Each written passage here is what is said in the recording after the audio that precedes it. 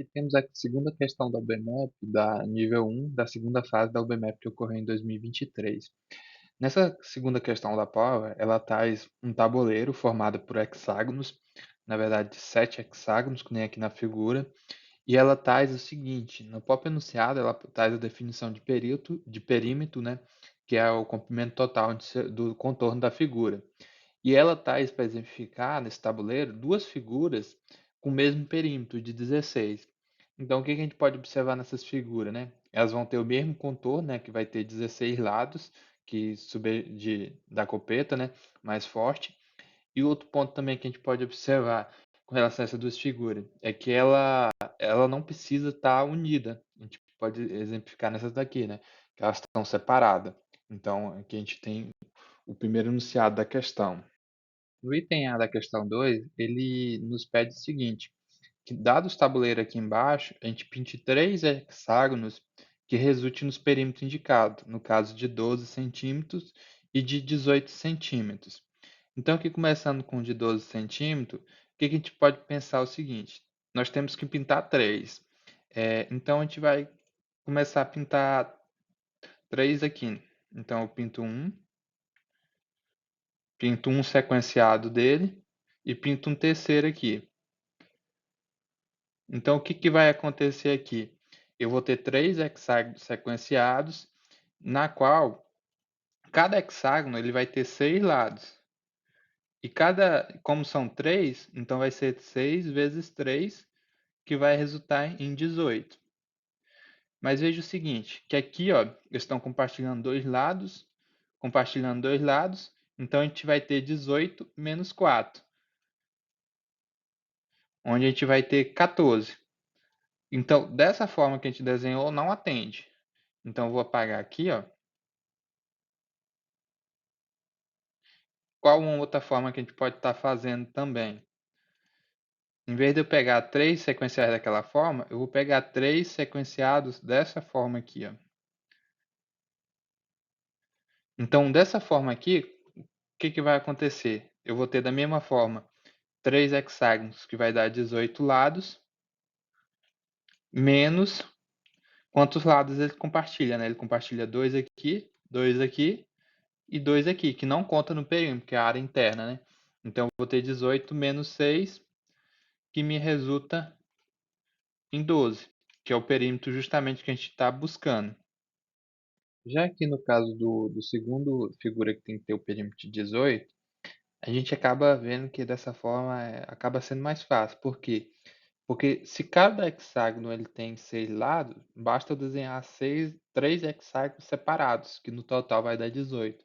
Então a gente pode estar fazendo de que forma? Eu posso estar pegando um hexágono aqui separado, um outro aqui e outro aqui. Então, eu vou ter 3 hexágonos de 6 lados separados, que no somatório dos lados vai dar 18, que é o perímetro que ele pede. No item B, ele pede para pintar 4 hexágonos no tabuleiro, formando uma figura com o maior perímetro possível. Do item A, o que a gente pode trazer? Que as figuras formadas com maior perímetro, elas tendem aquelas que têm menor nível de conexão entre lados compartilhados como ela, como aconteceu na figura de 18 centímetros, em qual a gente desenhou 3 hexágonos, pintou 3 hexágonos separados, sem conexão de lados, formou um hexágono de 18 centímetros, uma figura de 18 centímetros de perímetro. Então, nesse caso, a gente pode pensar, é possível pintar o contorno de 4 hexágonos desses, todos separados? De cara a gente já vê que não, né? O máximo que a gente consegue pintar sem contato com um lado de outro são 3. Então a gente vai começando a pensar, e se eu tiver apenas dois compartilhando um lado e dois separados? A gente vai ver que também não é possível, ó. Porque se a gente pintar dois aqui, ó, se a gente pintar dois sequenciais, por exemplo, qualquer um que a gente pintar, o que resta para a gente pintar são esses aqui. Porém, se a gente pintar qualquer um desses, ele vai estar unido com o outro. Então, não é possível só com duas uniões, com dois lados compartilhados. Então, a possibilidade que resta é que tenha dois que sejam unidos por um lado também. Então, o maior perímetro que a gente consegue formar é quando ele compartilha apenas dois lados dos hexágonos. Então, se no total a gente tem quatro hexágonos de 6 lados, no caso 6 vezes 4, 24, e eles vão estar compartilhando dois lados aqui em cima e dois lados embaixo, então a gente vai ter 24 menos 4, resultando em um perímetro de 20 centímetros. O item C, o último item da questão, pede que a gente explique por que qualquer figura formada por hexágonos pintados tem perímetro par. Então, como é que a gente pode estar fazendo essa justificativa, né? Se a gente pensar o seguinte, ó, cada hexágono, quando ele se tem um lado em contato com um outro hexágono, ele vai ter, no caso, um lado de um hexágono e lado de outro. Então, o perímetro desse lado específico vai perder em duas unidades. Se ele tiver unido, por exemplo, aqui em três hexágonos, cada um dos lados que ele vai estar unido, ele vai estar perdendo dois. Então, no somatório aqui, vai dar uma soma de número 2 mais 2 mais 2, né? Vai dar uma soma de números que vai dar um resultado par.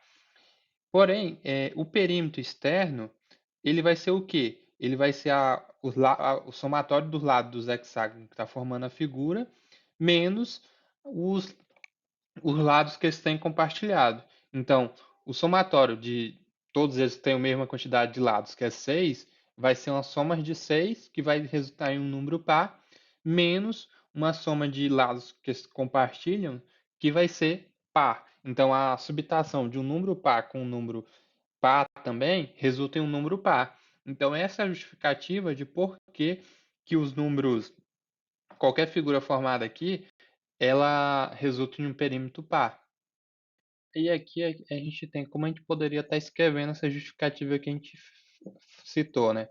Então, como cada hexágono só pode ser compartilhado um dos seus lados com outro hexágono vizinho, resulta que o perímetro formado por qualquer figura é a soma do lado dos hexágonos da figura, uma soma de números pares, no caso 6, menos a quantidade de lados compartilhados vezes 2. Logo, temos que a subtração de dois números pares resulta em um número par. Então, essa é a justificativa dessa questão.